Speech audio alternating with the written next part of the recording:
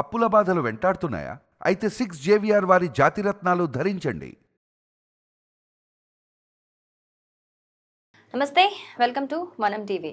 So nowadays అందరూ ఎక్కువగా face చేస్తున్న ప్రాబ్లంలో ఒకటి వెయిట్ లాస్.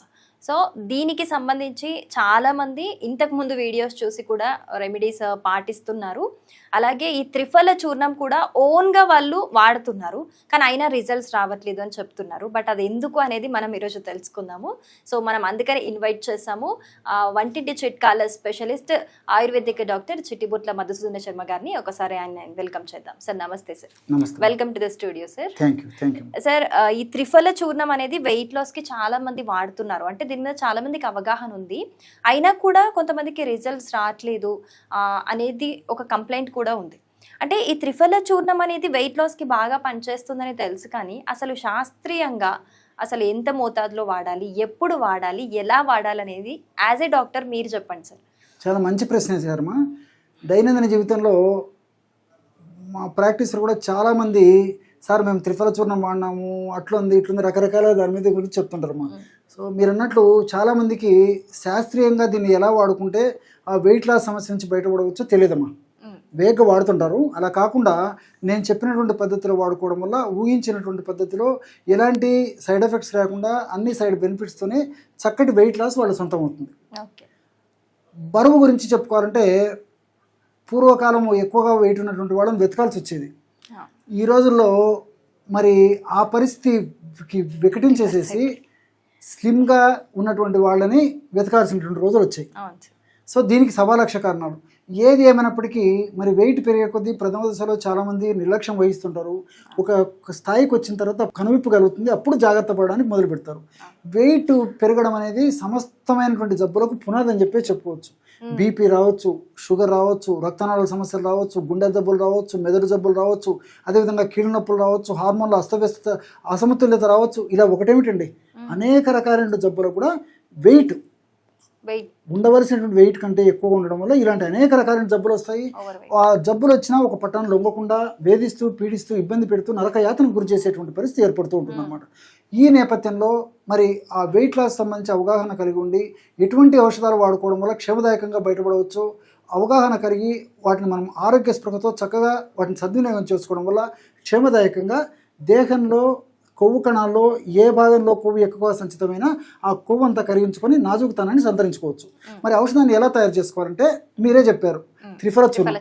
దీని గురించి ప్రత్యేకంగా చెప్పనక్కర్లేదు, అందరికీ తెలిసినటువంటిది. సో కరక్కాయలు, తానికాయలు, ఉసిరికాయలు, ఈ 3 పదార్థాలు కలపడం వల్ల దాన్ని త్రిఫల చూర్ణం ఉంటారు. మనకు మార్కెట్లో దొరుకుతుంది. కాబట్టి ప్రామాణిక కంపెనీ వాళ్ళు తయారు చేసేటువంటి త్రిఫల చూర్ణాన్ని తెచ్చుకొని వాడుకుంటే సరిపోతుంది.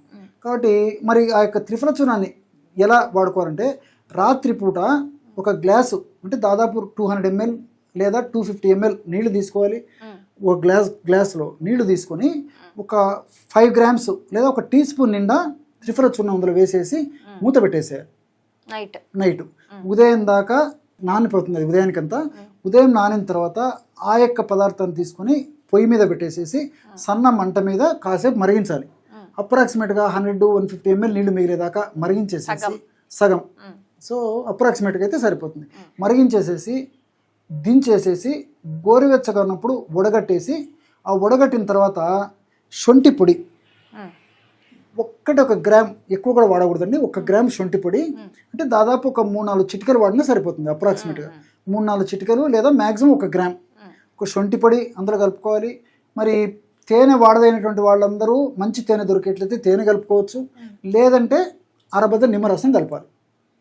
సో ప్రతిరోజు ఉదయం పూట ఈ పద్ధతిలో త్రిఫల కషాయంలో ఒక 4-5 చిటికలు మ్యాక్సిమం, లేదా మ్యాక్సిమం 1 గ్రామ్ ఒక శొంఠి పొడి, తేనె వాడదైనటువంటి వాళ్ళందరూ తేనె వాడుకోవచ్చు, 1 స్పూను, తేనె వాడకూడనటువంటి వాళ్ళు ఎవరైతే అరబద్ద నిమ్మరసం వాడుకోవచ్చు. కలిపేసేసి టీ తాగినట్లు, కాఫీ తాగినట్లు, అదేవిధంగా పాలు తాగినట్లు మనం సిప్ చేస్తూ తాగాలి. సో పరిగెడుపున ప్రతిరోజు మనం ఈ విధంగా చేస్తుండాలి అనమాట. కొంతమందికి మరి కాఫీ ప్రియులు ఉంటారు, టీ ప్రియులు ఉంటారు, అవి తాగంది వాళ్ళకు దినం కూడా మొదలు కాదు. అలాంటి వాళ్ళు ఎవరన్నా ఉన్నట్లయితే అలాంటి తాగిన తర్వాత ఒక గంట ఆగిన తర్వాత కూడా తీసుకోవచ్చు. కాబట్టి వీలైనంత వరకు పరిగెడుపును తీసుకోవడం మంచిది. తప్పని పరిస్థితుల్లో ప్రత్యామ్నాయంగా అలా కూడా వాడుకోవచ్చు. ఈ విధంగా రెగ్యులర్గా వాడుకోవడం వల్ల క్రమక్రమంగా కొవ్వు కరగడం మొదలవుతుంది, నాజుకుతనాన్ని సంతరించుకునే పరిస్థితి ఏర్పడుతుంది.